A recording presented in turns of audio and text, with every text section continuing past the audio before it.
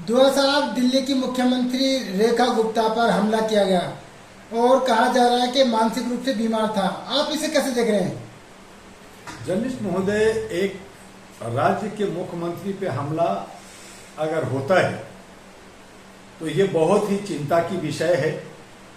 जहां सिक्योरिटी होती है, जहां उनके ऑफिसर सारे उनके साथ चलते हैं, और ऐसे सूरत में चाहे वो मानसिक रूप से विक्षिप्त हो, चाहे वो उनकी अपनी समस्या हो, चाहे वो और कुछ कहना चाहता है, लेकिन जो हमला करके या मान लीजिए चप्पल फेंकते हैं, हाथ फेंकते हैं, कुछ भी फेंक करके करते हैं, ये ठीक बात नहीं है। और ऐसी सूरत में मेरा यही कहना है कि जब मुख्यमंत्री सुरक्षित नहीं है तो हमारे दिल्ली की जनता कैसे सुरक्षित होगी, कैसे वो रात दिन चलेंगे, हमारी महिलाएं, हमारी बच्चियां बाजारों में चलती हैं, उनकी सुरक्षा का कोई जिम्मेदारी कैसे लेगा? तो ये एक विषय है सुरक्षा का, और इसमें मुख्यमंत्री को और जो सुरक्षा जो कर्मी है उनको इस पर विचार करना चाहिए, सोचना चाहिए। लेकिन सरकार की तरफ से कहा गया है कि ये लड़का, उसकी माँ तो बता रही है कि मानसिक रूप से बीमार है, लेकिन सरकार की तरफ से कहा जा रहा है कि ये रेकी कर रहा था सीएम आवास की। देखिए, बहुत तरह की बातें आती हैं। रेकी कर रहा था तो वहां की सिक्योरिटी कहाँ थी? वहां पे कैमरा लगा हुआ है, जेमर लगा हुआ है, वो सब वही वाली बात है कि कमाल हो गया साहब, आपके हर जगह सिक्योरिटी है और 40-100 किलोमीटर चल करके पहलगांव में जाकर के आतंकवादी मार देता है। आपका सारा सिक्योरिटी तामझाम है और एक रेकी करता है और आपको थप्पड़ मार देता है, आप पे चप्पल उठा देता है, तो सिक्योरिटी कहां है? यही तो हमारा सवाल है, यही तो आपकी बात है कि अगर मुख्यमंत्री सुरक्षित नहीं तो आम जनता सुरक्षित कैसे रहेगा? हमारी आम बहू बेटियां कैसे सुरक्षित रहेगा?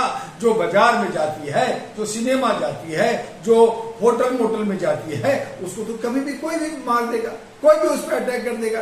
तो सुरक्षा राज्य को देने की उसका ड्यूटी है और उनको देना चाहिए। इसका लिए हम लोग सिक्योरिटी जो है टैक्स देते हैं, जीएसटी देते हैं, बहुत सारे हम खर्चे देते हैं, और उस हालत में जनता सुरक्षित नहीं है, इसका मतलब है कि राज्य हमारा सुरक्षित नहीं है। लेकिन मुख्यमंत्री रेखा गुप्ता पर हमला होता है, लेकिन सवाल ये उठ रहा है कि जिस तरीके से विपक्ष लगातार चुनाव आयोग के खिलाफ, मोदी जी के खिलाफ भड़काने की कोशिश कर रहा है कि वोट चोरी कर रहे, तो इससे तो जनता भड़क रही है, तो इसकी जिम्मेदार तो विपक्ष होगा ना। जनता भड़क रही है तो आप मुख्यमंत्री पे अटैक करोगे, आप उसके लिए आंदोलन, जैसे राहुल गांधी आंदोलन कर रहे हैं, तेजस्वी रोड पे घूम रहे हैं, उनको तो कोई नुकसान नहीं पहुंचा रहा। लोग, हम लोग बाहर घूमते हैं, हमें कोई तो हो सकता है रेखा गुप्ता ने, कोई हो सकता है कि जो उनका झुग्गियां टूटी है, उनका घर टूटा है, उनको बहुत सारे दुख हुआ है, तो कई लोग बदले की भावना से ये सोचते हैं कि मैं मुख्यमंत्री को मारूंगा, मैं मंत्री को मारूंगा। लेकिन सवाल ये है कि सिक्योरिटी कहाँ है? जो ये 40-40 गाड़ियों में घूमते हैं, इनके पास जेट सिक्योरिटी है, इनके पास कमांडो है, इनके पास विजिलेंस लोग हैं, इनके पास सभी जगह जेमर और कैमरा लगे हुए हैं, और ऐसी सूरत में एक व्यक्ति जा करके अटैक करता है, तो ये निंदनीय है और ये जो है सोचनीय है कि हमारे सिक्योरिटी में कहीं ना कहीं लेख है, जिसको उनको ठीक करना चाहिए।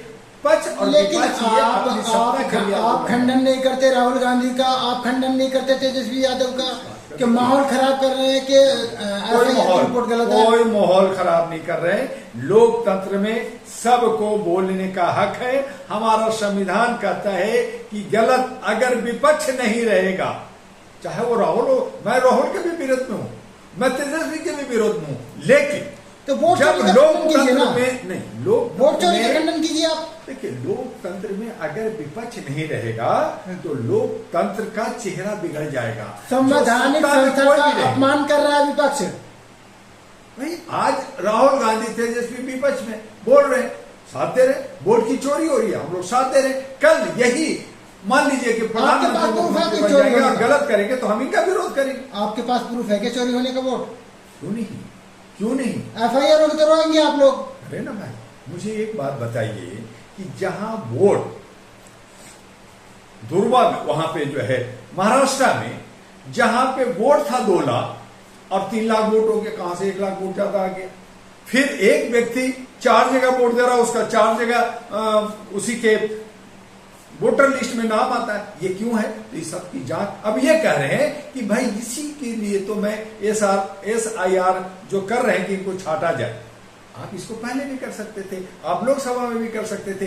तब कहा कि ठीक है, आपने जो कि कुछ किया, इसका मतलब यह है कि जो आपने सरकार लोकसभा में बनाया तो आपने चोरी करके बनाया, तो आप जो है रिजाइन दीजिए, आप गद्दी छोड़ दीजिए। आप एफिडेविट पे लिख के देंगे?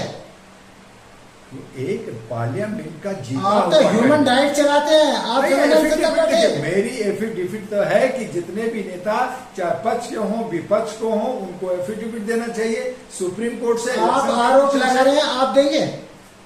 मैं आरोप अगर विपक्ष का नेता मैं रहता, मुझे पार्लियामेंट में जैसे राहुल ने कहा, तो मैं तो फौरन एफिडेविट देता, क्योंकि जब उन्होंने 7 फीट ऊंचा दुनिया भर का वो डॉक्यूमेंट दिखा रहे हैं, जांच कर दिखा रहे हैं, आप कर एफिडेविट दो।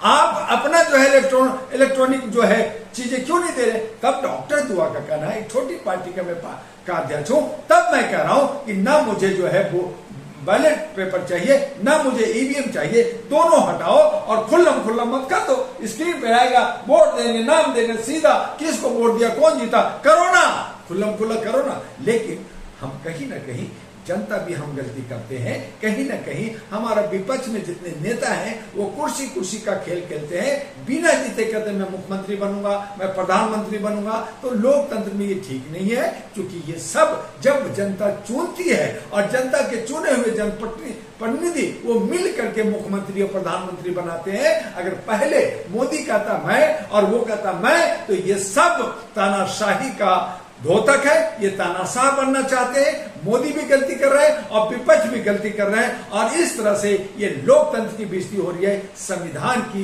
धज्जियां उड़ रही हैं। आप लोग लोकतंत्र की मजाक उड़ा रहे हैं, आप लोग चुनाव आयोग का मजाक उड़ा रहे हैं। कहाँ के चुनाव आयोग जनता का है, सब्सिडी बॉडी है, ये प्राइवेट है, जनता का सुनना चाहिए, जनता द्वारा जनप्रतिनिधि होता है। लेकिन जो इलेक्शन कमीशन है, चुनाव आयोग है, उसको सैलरी मिलता है सरकार, लेकिन सैलरी कहां से मिलता है? जनता का मिलता है, सरकार की पक्ष लेता है, वो गुर्राता है, वो डराता है। तो ये उसका इलेक्शन कमीशन का काम नहीं है। अगर जनता कह रही, अगर पार्टी कह रहा, विपक्ष कह रहा, छोटी पार्टियां भी कह रहा, तो उनको सुनना चाहिए, क्योंकि वो जनप्रतिनिधि जनता से होता है। चोरी हो रहा तो उसकी इंक्वायरी होना चाहिए, अगर उसे प्रमाण मांगा जा रहा तो देना चाहिए, अगर उसको ईवीएम मशीन लाके इसमें चोरी हो रहा हम दिखाते हैं, देना चाहिए। लेकिन ये कहते हैं मैं नहीं दूंगा, सुप्रीम कोर्ट का तो नहीं देंगे। जब सुप्रीम कोर्ट ने फटकार मारा है, जब उनको डंडा मारा है, तब वो कहां से 65 करोड़ का दे रहे हैं, कह रहे हैं कि हम अब देंगे। तो इस तरह से ये जो है आंख मिचौली का खेल है। कभी न्यायपालिका, कभी जो है चुनाव आयोग, कभी जो है राष्ट्रपति, और कभी जो है विधायिका, ये सब मिलकर करके घूम फिर करके एक थाली के चट्टे बट्टे, जितने कॉर्पोरेट पार्टियां हैं, जितने भी पारिवारिक पार्टियां हैं, ये मिल कर करके एक दूसरे के दोस्त हैं, अंदर बाहर लड़ते हैं और जनता को बेवकूफ बनाते हैं। जनता को चाहिए नया विकल्प, इन तमाम को हराओ और अपने क्षेत्र से, चाहे वो इंडिपेंडेंट हो, चाहे वो किसी छोटी पार्टी का हो, लेकिन वो हमारा नौजवान हो, हमारा सच्चा भक्त हो, देश के लिए काम करता हो, उसको वोट देना चाहिए। उसके लिए हम लोग काम कर रहे हैं, लेकिन हम मानसिक गुलाम हैं, हमें बंधुआ मजदूर बना दिया गया है, भीड़ में हमें जो है एक पपट बना दिया गया है, और जनता उसमें गुमराह होकर के उधर भागती है, और फिर कभी ये कभी वो कभी वो कभी ये, क्या तीसरा और चौथा नजर नहीं आता? तो जनता को भी जागना होगा, समझना होगा, और इनको अलग कर करके एक नया विकल्प जो डॉक्टर दुआ बना रहा है उसके साथ खड़ा होगा। आप किस तरफ है? चुनाव आयोग सरकार की तरफ है या विपक्ष जो झूठा इल्जाम लगा रहा? देखिए, मैं विपक्ष के साथ हूं।